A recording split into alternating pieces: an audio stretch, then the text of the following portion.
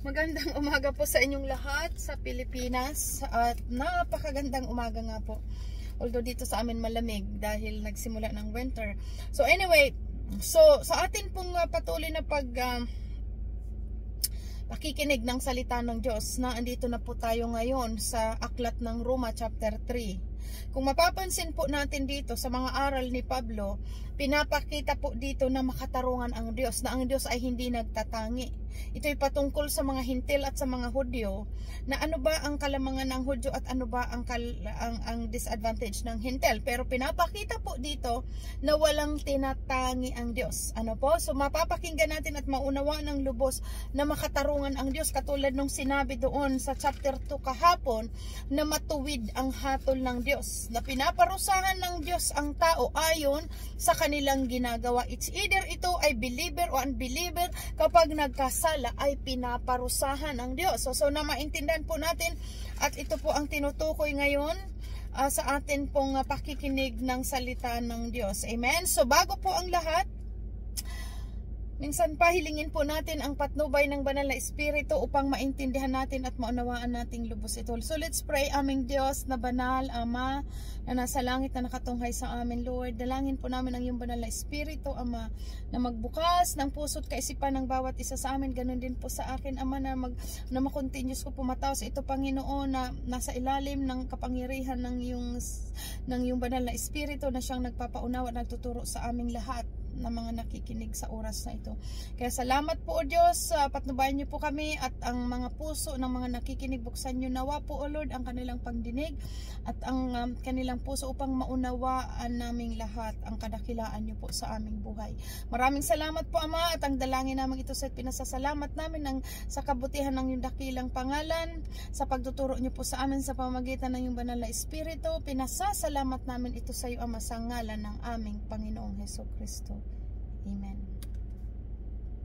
So, yun na nga po, ito ay patungkol sa pagiging matuwid na hatol ng Diyos. Dugtong po ito nung kahapon. Nung chapter 1, nakasaysay doon lahat ng mga bagay na kung ano ang hindi nakalulugod sa Diyos, pinapaunawa sa atin, binibigyan tayo ng karunungan upang alam natin kung paano tayo sumunod, alin ang hindi natin gagawin, at ano ang ating dapat gawin na pagsunod. Amen? So dito, ang hinahalin tulad po dito ay ang patungkol sa mga Hudyo at sa mga Hintil, at atin pong maunawaan ang mga Hudyo, sila yung mga pinili ng Diyos sa higit sa lahat ng bansa. Ang mga Israelites po ang binigyan ng Diyos ng pagkakataon, unang pinili na nasa kanila po, pinahayag ang kalooban ng Diyos sa kanila, nagmula ang mga propeta, pinahayag sa kanila ang darating, lahat-lahat po ng mga kumbaga pinaunawa, nasa kanila ang mga pangako, lahat-lahat po na advantage. Makita natin na pinili sila, among all nations, ang Israel po ay napili ng Diyos upang ihayag ang kanyang kapangyarihan at kadakilaan.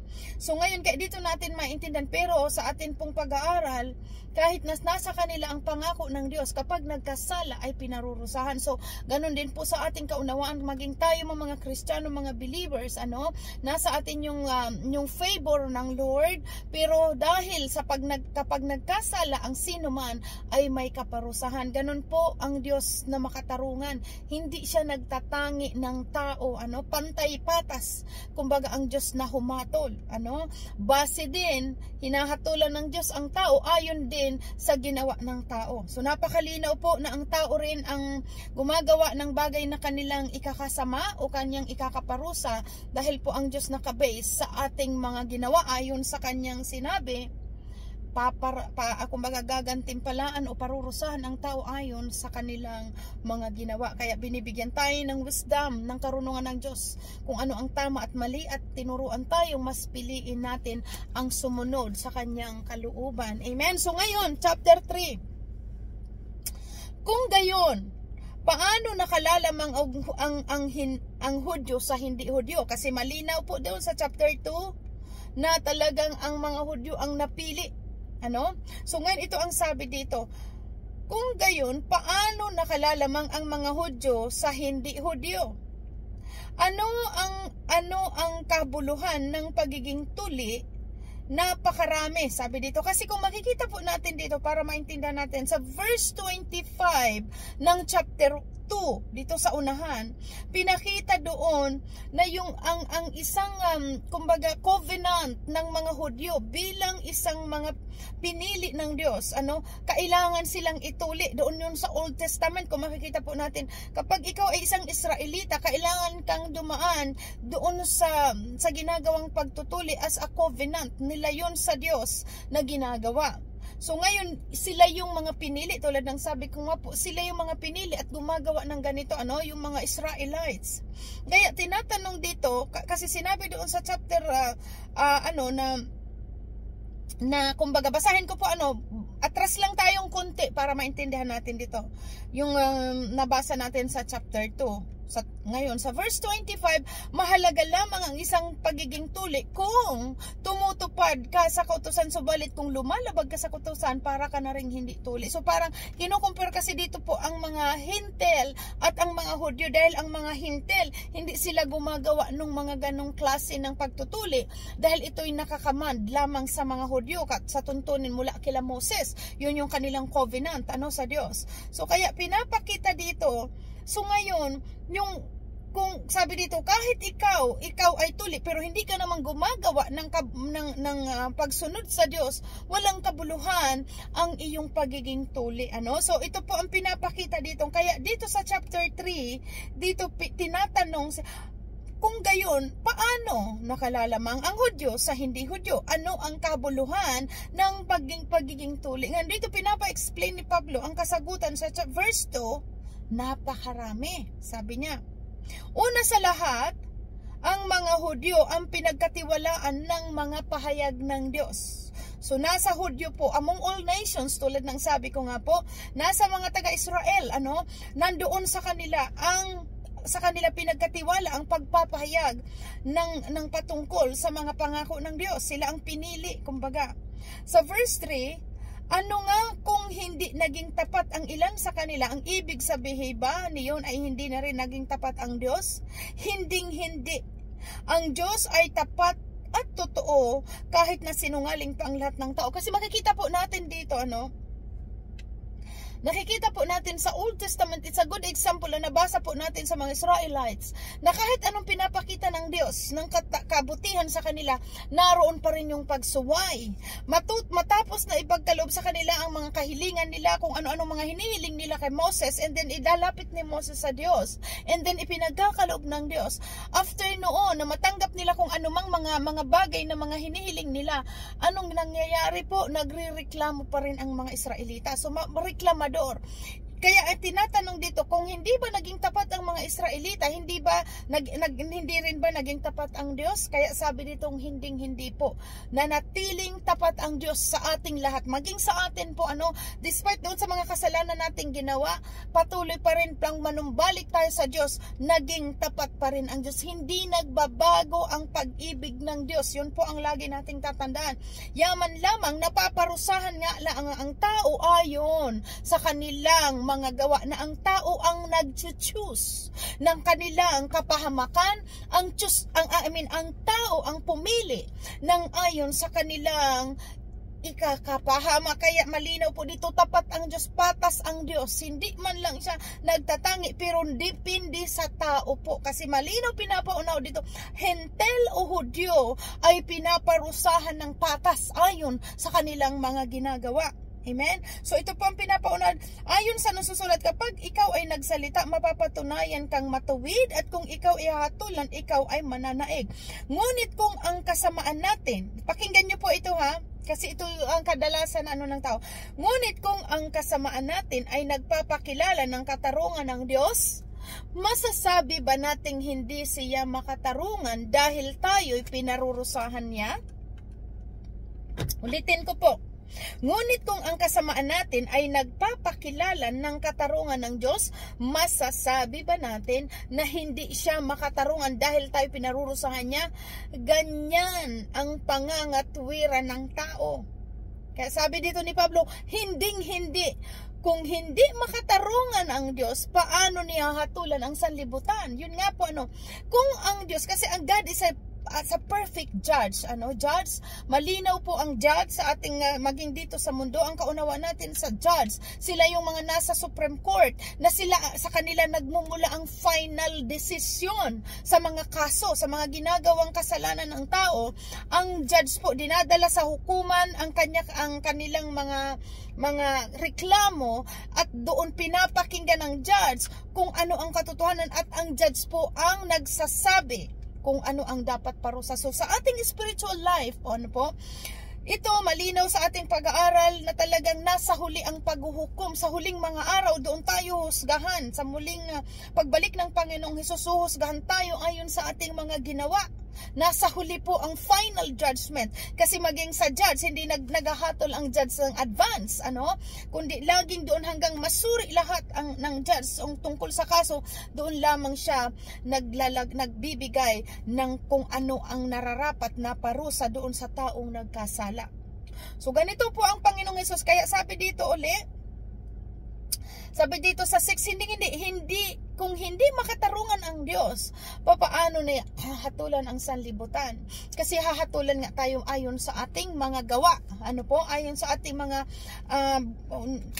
kilos, lahat ng ating ginawa, doon ang Diyos nagbe-base ng pagpaparusa sa tao. Ngayon, ang sabi po dito sa verse 7, kung sa pamamagitan ng kasinungalingan ay lalong lumilitaw ang kaluwalhatian ng Diyos, sapagkat lalong nakikilala na sila'y tapat, bakit pa niya ako parurusahan bilang isang makasalanan?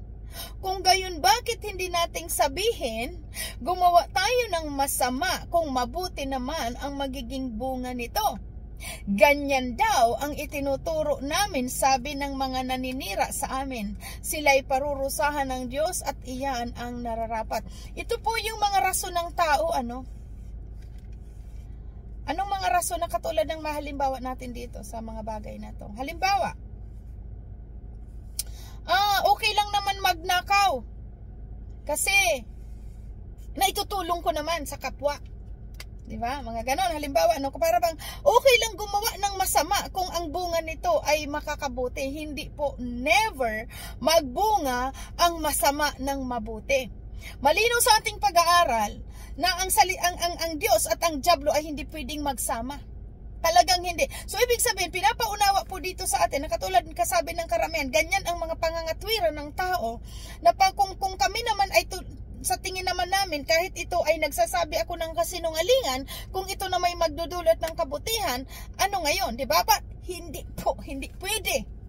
Malinaw ang masama ay masama, ang mabuti ay mabuti. Hindi pwede po na ganon. At tulad ng sabi nga dito ni Pablo, na ganon daw ang pinaparatang sa kanilang pangangaral. Hindi po pwede. Hindi ka pwedeng gumawa ng masama, and then sasabihin mo, okay lang ito, kasi total, para sa Diyos naman ang ginagawa ko, ikakabuti. Hindi po ganon ang kaparaanan ng Diyos na tinuturo dito ni Pablo, dahil nga makatarungan ang Diyos.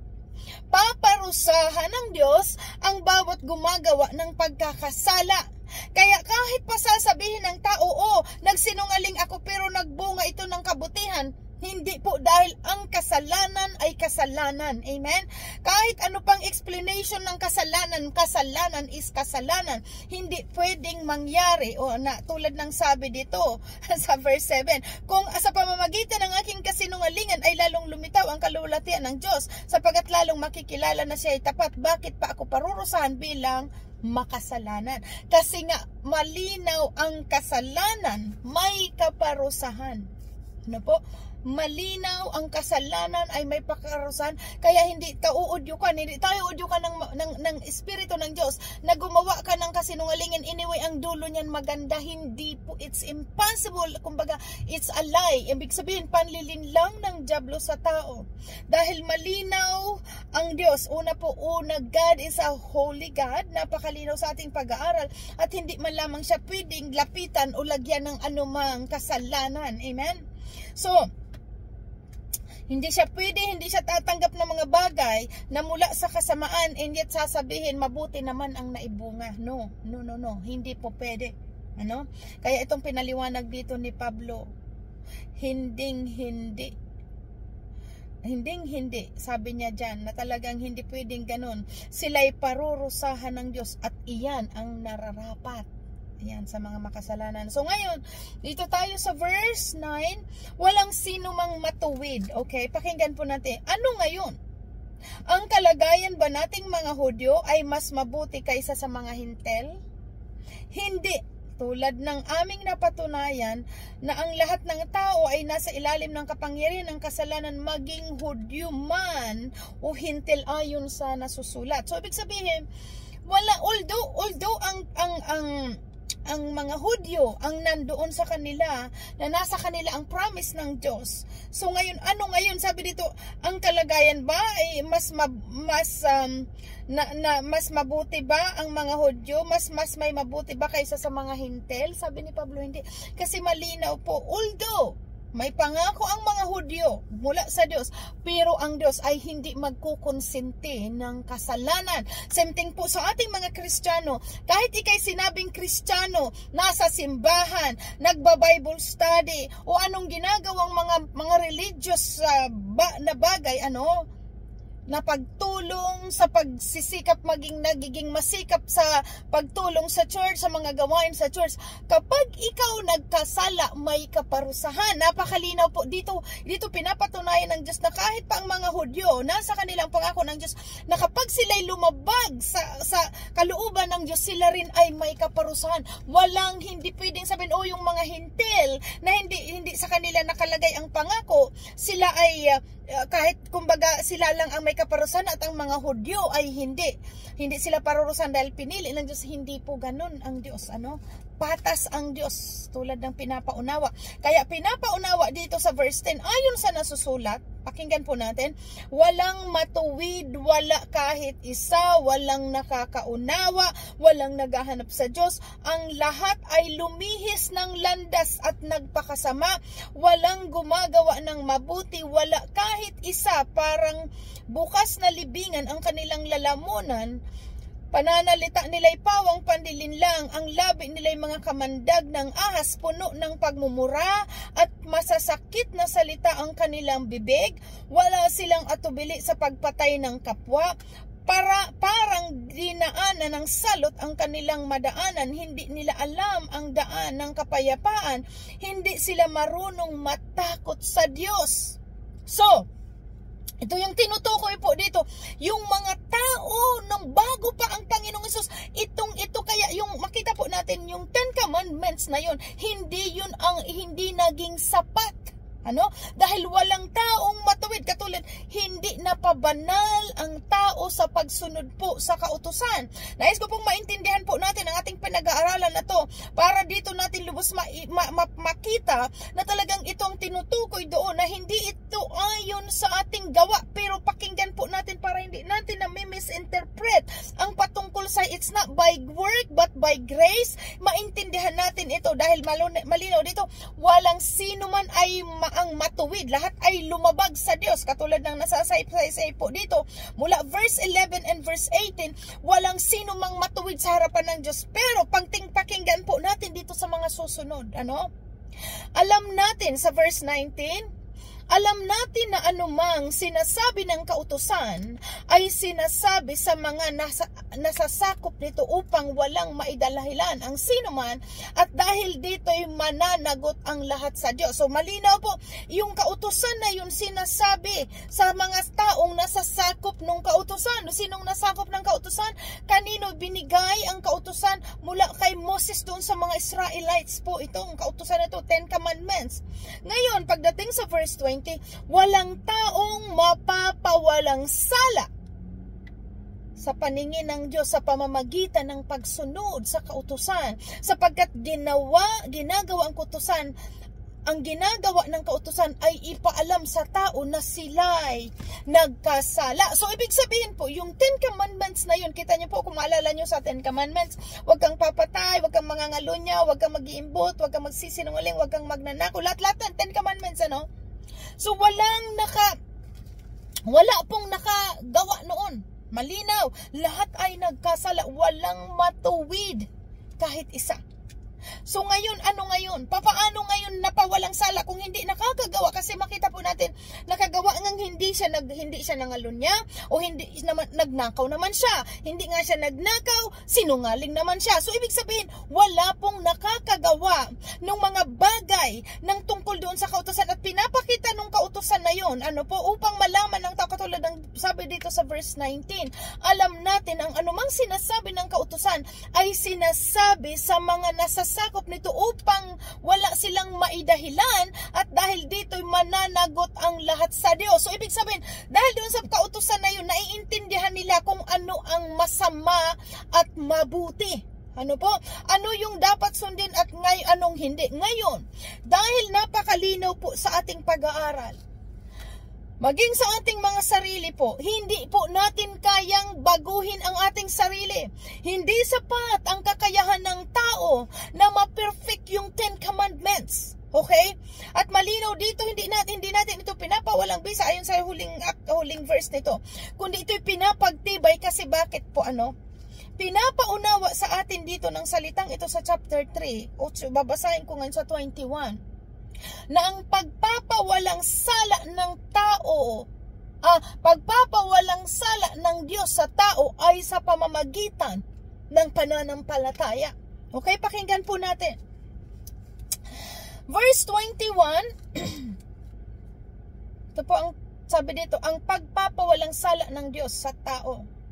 Ngunit ngayon, nahayag na kung paano ginagawang matuwid ng Diyos ang tao. Ngayon saan? Sa New Testament, kasi Old Testament talaga pong wala. Kahit even before, sa atin noon, sa ating buhay nung wala tayo kay Kristo, hindi tayo nakafocus sa salita ng Diyos, patuloy pa rin tayo nakakagawa ng mga mali, continuous, kasi walang kakayahan, mahina ang ating laman na andoon talaga nakakabit ang kasalanan. Kaya malinaw sa ating pong natutunan na ang nagpalaya sa atin ay ang Panginoong Hesus. Sa pananalig natin, siya ang nag-able sa atin yung mga bagay na hindi natin nagagawa noon, ng mga kahinaan, mga pita ng laman, gawa ng sanlibutan. Although alam nating masama, patuloy nating ginagawa dahil wala tayong sapat na kakayahan na mapaglabanan ang lahat ng kasalanan. Subalit sa pamamagitan ng Panginoong Hesus, ito na pong babasahin ko, pakinggan po natin. Ngunit ngayon, nahayag na kung paano ginagawang matuwid ng Diyos ang tao. Ito ay hindi sa pamamagitan ng kautusan, bagamat ang kautusan at ang mga propeta ang nagpatutuong tungkol dito. Ginagawang matuwid ng Diyos ang lahat sa pamamagitan ng kanilang pananampalataya kay Kristo. Sa paano po itong paraan, Kasi napakalinaw po sa ating pag-aaral, ginagawang matuwid ng Diyos ang lahat sa pamamagitan ng kanilang pananampalataya kay Kristo. Yung faith. Ano yung faith? Papaunawa naman natin. I know we are living by faith, but kailangan nating laging mapaalalahanan. Kasi ano yung faith? Ang faith, ano yung faith sa Hebreo 11:1? Ang pananampalataya ay paninindigan sa mga bagay na kanyang inaasahan na mangyayari ang lahat ng ayon para hindi ako mamali. Tika, antayin niyo po. Para hindi ako mamali. Dito sa Hebreo 11, ang pananampalataya. Hold on. At tingnan natin po dito sa Hebreo ang pananampalataya. Ano ang meaning ng pananampalataya? Hebreo 11:1. Ang pananampalataya ay katiyakan na mangyayari ang ating mga inaasahan at paninindigan tungkol sa mga bagay na hindi natin nakikita. Okay. So ngayon, malinaw sa ating pag-aaral, ang salita ay ang Panginoong Hesus. Malinaw sa Book of John. Ang salita, ang Diyos ay salita, at ang salita ay nagkatawang tao at nakasama namin ayon sa sinabi ni Juan, which is ang tinutukoy ang Panginoong Hesus. Ngayon, itong salitang ito po, na ating pinananampalatayanan, na ninanalig tayo na ito'y kinasiya ng Espiritu ng Diyos. Ngayon sa ating pananampalataya, ibig sabihin hindi natin nakikita si Lord Jesus. Pero nananalig tayo na ito ay ang kanyang mga salita. At ito'y kinasihan ng kanyang espiritu, ano? So ngayon sa ating pananalig by faith, sinusundan natin at pinaniniwalaan ang kanyang sinasabing instruction kung paano tayo mamuhay, paano natin lalayuan ang mga bagay na dapat nating layuan, ang mga kasalanan at gawa ng sanlibutan. So ito yung faith. Habang binabasa natin ito, nagbi-build up sa atin ang faith. Ano? At habang nagbi-build up sa atin ang faith, gumagawa tayo aksyon sa pagsunod. Kaya dito tayo napapabanal, malinaw dito sa pamamagitan ng pananampalataya kay Kristo. Dito tayo napalaya sa pagkakasala. Mas malinaw para maintindihan natin, si Christ ay banal. Okay? Ito si Christ banal, namatay para sa lahat. Okay? Namatay para sa lahat. Siya ang banal, siya ang daan patungo sa Ama. So ngayon, ito tayong mga tao, punong-puno ng kahinaan, punong-puno tayo ng kasamaan. Gusto man natin gumawa ng matuwid, hindi natin nagagawa dahil hindi kaya ng taong baguhin ang sarili niyang buhay at hindi kayang baguhin at pabanalin ng taong sariling buhay. So ngayon, itong banal na si Kristo, ang salita ng Diyos na nagkatawang tao para ikatutubos ng ating kasalanan, dito tayo nakipag-isa. Nung nakipag-isa tayo kay Christ by faith, yung bagay na hindi natin nagagawa at napagtatagumpayan na natin, napapabanal tayo ng Diyos, nalalayuan natin yung mga bagay na ginagawa nating mga karumal-dumal na kasalanan, nalalayuan natin yun dahil sa faith, dahil nagwo-work sa atin, sa pakikipag-isa natin sa Espiritu ng Diyos, nagwo-work sa atin ang Holy Spirit na nagbabago ng ating isip, nagbabago ng ating puso, at tuluyan tayong nalalayo sa pagkakasala, at yun ang nagpapabanal sa atin. Naintindihan po natin. Kaya itong tinutukoy, hindi ito ayon sa inyong mga gawa, kundi ito'y bunga ng Espiritu ng Diyos, na kung saan tayo nakikipag-isa, nagre-renewed ng ating kaisipan. Kaya itong nagpapatunay po sa atin, wala na tayo sa ilalim ng kautusan, dahil ang kautusan ang nagsasabing huwag kang papatay, huwag kang mangangalunya, huwag kang magnanakaw, and so on and so forth. Hindi na natin yun magagawa dahil sa pakikipag-isa natin kay Christ, na-renewed ang ating isipan. Hindi ka na pwedeng sabihin, huwag mo itong gawin, huwag mo itong gawin, kasi may conviction ang puso natin na tunay na nagpalaya sa atin doon sa mga kasalanang iyon. Maintindihan po natin. Kaya ito ang tinutukoy po dito. Sa 22, ginagawang matuwid ng Diyos ang lahat sa pamamagitan ng kanilang pananampalataya kay Kristo.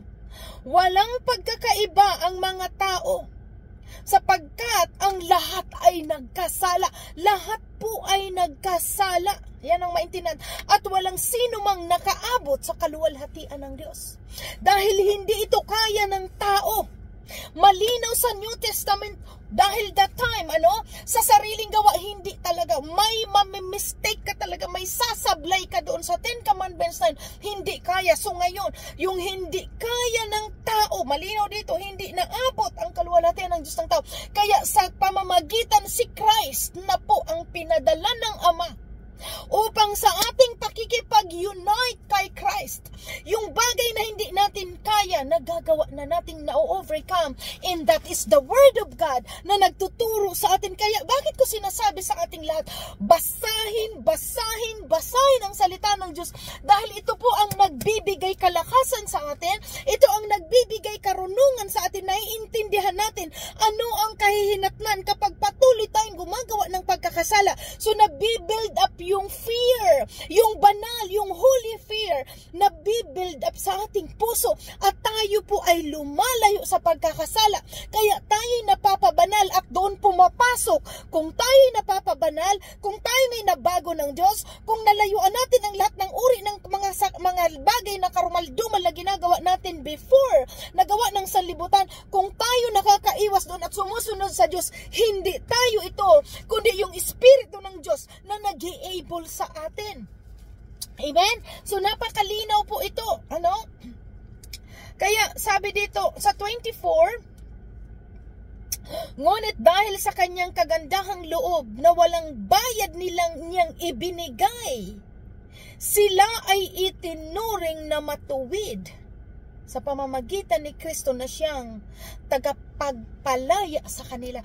Dahil totoo po talaga, malinaw ito, ang totoong nakipag-isa kay Kristo, ang patuloy na kadikit sa salita ng Diyos, hindi magpapatuloy sa pagkakasala, kasi may nagsasabi na sa atin, nag-renewed ng ating sarili, na nagkaroon tayo ng banal na pagkatakot na naintindihan natin, sinong si Raulo ang patuloy magkakasala, na siya rin ang masasaktan.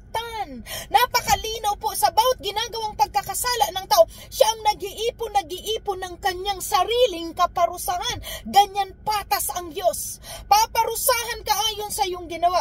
Kaya malinaw, pinapaunawa dito, pinawalang sala tayo dahil pinakipag-isa kay Christ, and then nare-renewed ang ating kaisipan dahil ang Espiritu ng Diyos ang nagpapalaya sa atin sa lahat ng gawa ng sanlibutan, dahil ang Espiritu ng Diyos at ang gawa ng laman ay magkalaban. Amen? So naintindihan natin, hindi ka pwedeng kinakasiyahan ng Espiritu ng Diyos and yet patuloy kang nagkakasala. Katulad ng sinasabi dito, pwede ba yun? Hindi pwede. Sabi ni Pablo, hindi pwede.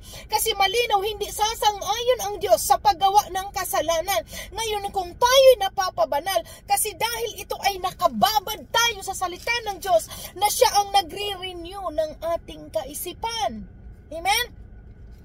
So napakalinaw, ngunit dahil sa kanyang kagandahang loob na walang bayad na ibinigay, which is alam po natin, kagandahang loob ng Diyos, ito ay ang Panginoong Hesus na nagpakahirap, nagpakasakit para sa atin. So napakalinaw po, So sabi dito, ngunit dahil sa kanyang kagandahang loob na walang bayad niyang ibinigay, sila'y itinuring na matuwid sa pamamagitan ni Kristo Hesus na siyang nagpalaya sa kanila. Sino si Kristo Hesus? Ang salita ng Diyos. Kaya the moment na continuous tayo nakababad sa salita ng Diyos, unti-unting nakakalas ang gawa ng sanlibutan sa ating buhay. Dahil ang salita ng Diyos ay magkabilaan, ay talim. Amen, amen?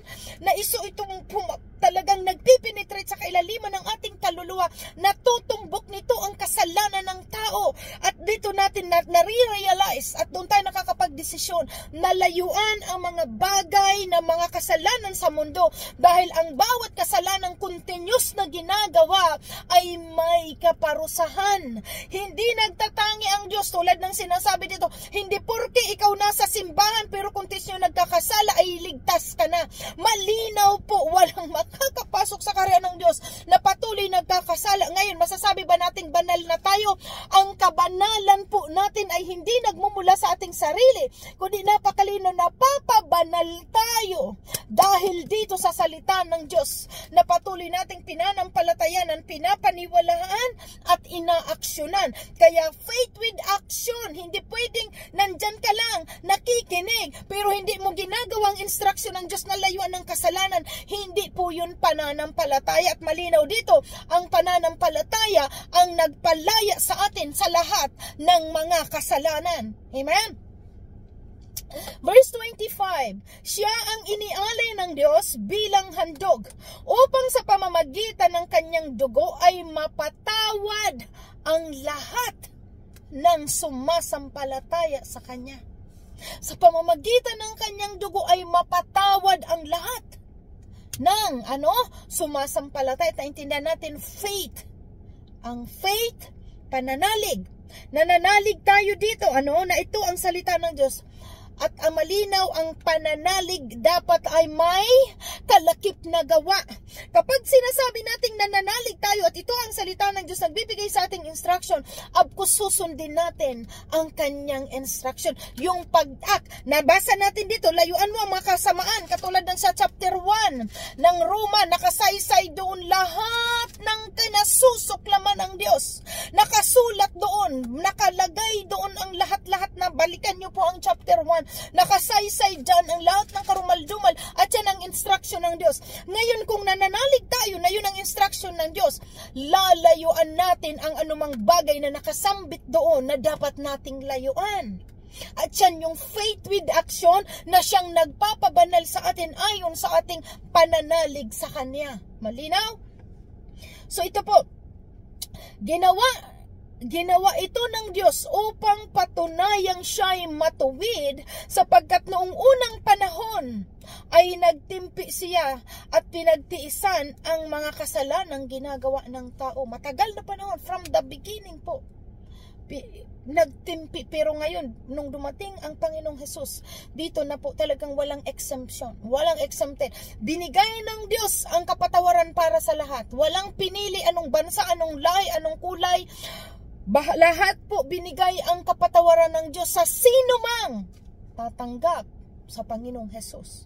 Binigyan ng Diyos ng pagkakataon ng lahat na ito'y sumunod at magkaroon ng kaligtasan, pero yung lamang pong tatanggap sa Panginoong Hesus ang siyang maliligtas, kasi ang salita ng Diyos ang magpapabanal sa atin, which is the Word of God. Jesus is the Word of God na nagkatawang tao upang tayo po ay, kumbaga, ma-illustrate, ma-demonstrate sa atin ang tunay na pagsunod sa Diyos bilang mga anak ng Diyos. Ang Panginoong Hesus ang tunay na nagpasimula upang ipakita sa atin as a good example of the perfect example paano tayo lalakad sa mundong ito bilang anak ng Diyos. Pinakita ito ng Panginoong Hesus, lumakad siya sa sanlibutan, pinakita niya doon ano ang nakita natin, bakit siya nagtagumpay sa mundo, hindi siya nagkaroon ng kasalanan. Bakit? Kasi ang sinusunod niya lamang ay ang kalooban ng Ama. Kinalimutan niya ang kanyang sarili, at yun po ang pinapaunawa sa atin. Kailangang talikuran at kalimutan nating ating sarili. Ang kalooban ng Diyos Ama ang masunod at hindi ang ating mga sarili. At ito po ang instruction sa atin kung paano natin susundan ang ating Diyos Ama. Amen? So yan, ginawa ito ng Diyos upang patunayang siya ay matuwid, sapagkat nung unang panahon ay nagtimpi siya sa pagtiisan ang mga makasalanang nagagawa ng mga tao. Ngunit ngayon, ipinapakita ng Diyos na siya ay matuwid. Itinuturing niyang matuwid ang sumasampalataya kay Jesus. Kasi dito po tayo nasusuri. Sumusunod nga ba tayo dito sa salita ng Panginoon? Dito po nabibase. Kaya makita natin to na hindi nagtatangi ang Diyos, depende sa tao. Lahat tayo binibigyan ng Diyos ng karapatang maging anak ng Diyos. Una sa mga Hudyo at napunta sa mga Grego. Makita niyo po, una sa mga Hudyo tayo, mga Filipino, naabot tayo ngayon bago before the end times. Naabot ang bawat bansa at iba't ibang lahi upang sila man din ay makapagdesisyon na sumunod sa Diyos. At naandito ang salita ng Diyos, kalat na kalat po ang Word of God sa apat na sulok ng mundo. Hayag na sa tao. Ang paglilingap ng Diyos, nasa sa tao na lamang ang pagdidesisyon po. Ano po, kasi sabi nga, tunay tulad ng sinabi sa Book of Matthew, bago dumating ang wakas, ikakalat ng Diyos ang kanyang banal na salita, ang magandang balita ng kaligtasan sa apat na sulok ng mundo, upang ang tao ay maabot at sila ay makapagdesisyon kung tatanggapin nila ang offer na kaligtasan ng Diyos o sila ay patuloy na susuway. Sumalinaw doon, mapatas ang Diyos, patas maghusga ang Diyos na sa tao kung ano ang kanilang ginawa, doon yun ang kanilang tatamasahin. Mabuti ang iyong ginawa, sumunod ka sa Diyos, tatamasahin natin po ang pagsunod ng kagandahang loob ng Diyos. Sumuway ka sa Diyos, tatamasahin din ng taong yan ang pagsuway sa Diyos. Base sa kanyang ginawa, doon siya parurusahan. Kaya doon natin makikitang patas ang paghuhukom. I mean, ibig kong sabihin yung ang paghuhusga ng Diyos. Amen? So, verse 27, kaya't ano ngayon ang ating maipagmamalaki? Wala. Kasi malinaw kung tayo napapabanal, hindi ito sa ating sariling gawa, kundi bunga ito ng Espiritu ng Diyos. Yung ating mga paggawa na pag-iwas sa kasalanan, paglayo sa mga maruruming gawa sa buhay natin, naalis ito dahil saan? Dahil dito sa salita ng Diyos na nagtuturo sa atin araw-araw. Ano po? So kaya sabi dito, kaya't ano ngayon ang ating maipagmamalaki? Wala. At bakit naman tayo magmamalaki? Sabi dito, dahil ba sa ating pagsunod sa kautusan? Hindi. Sabi dito, hindi. Kundi dahil sa ating pananampalataya kay Kristo. Malinaw. Kung gayon, Maliwanag na sa pamamagitan ng pananampalatayang itinuturing na matuwid ang tao at hindi ito sa pamamagitan ng pagtupad sa kautusan. Katulad ng ginagawa ng tao, nagsasakripisyo, pero hindi na nagsakripisyo kung ano-anong mga kahit pa sabi ko nga po, no, kahit i-offer pa ng tao ang kanyang buong ari-arian dahil ito ang, kumbaga sa tingin niya itong mabuti. Hindi po 'yun ang magpapabanal at hindi 'yun ang hindi 'yun ang magliligtas sa tao po. Kundi ang nagliligtas sa tao ay ang pananampalataya na pikapapaliwanag ko lang ang pananalig.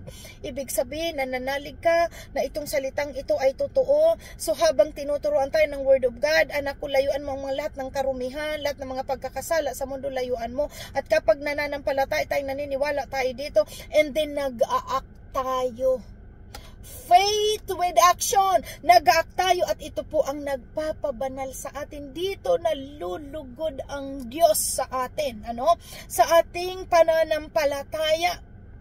Kaya dito tayo na ituturing na matuwid dahil sinusundan natin, habang sinusundan natin ang Word of God. Okay Lord, susunod ako sa iyo.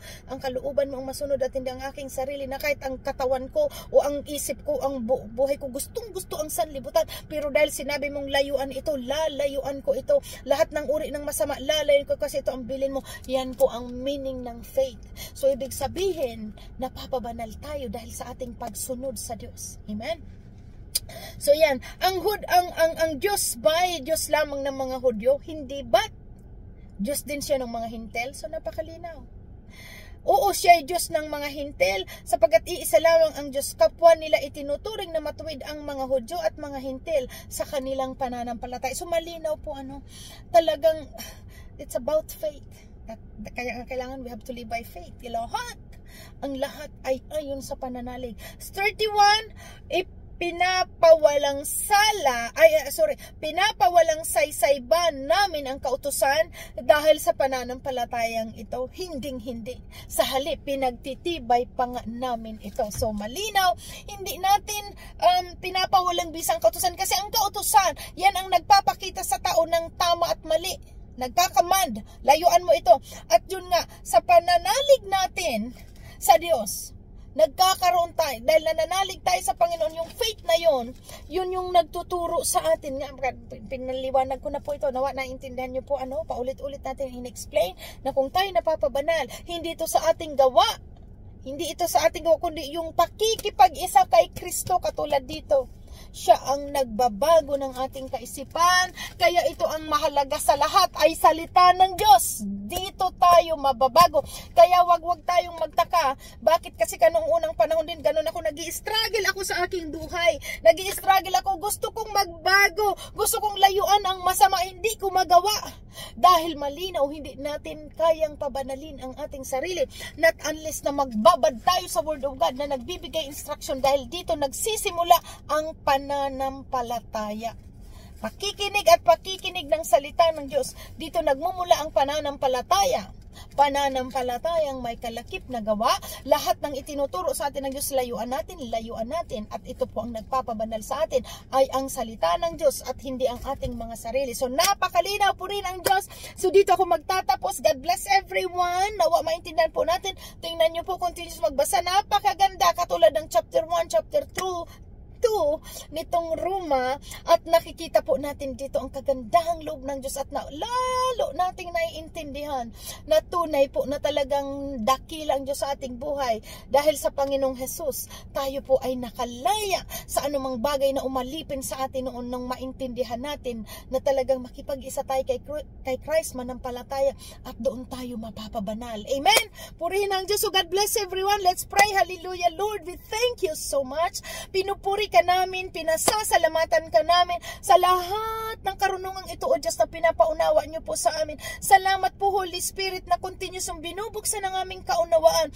At dahil sa karunungang ito po ang naglalayo sa aming sa kasalanan. Ito po ang naglalayo sa amin sa gawa ng sanlibutan. Kaya pinupuri ka namin, parangal at papuri sa iyo lamang namin pinapaabot ang lahat ng pasasalamat ng ito, sa iyo ang kapurihan at pagsamba namin, at ang lahat ng ito po ang pasasalamat pinapasalamat namin sa iyo, Ama, ay sa ngalan ng aming Panginoong Hesus Kristo.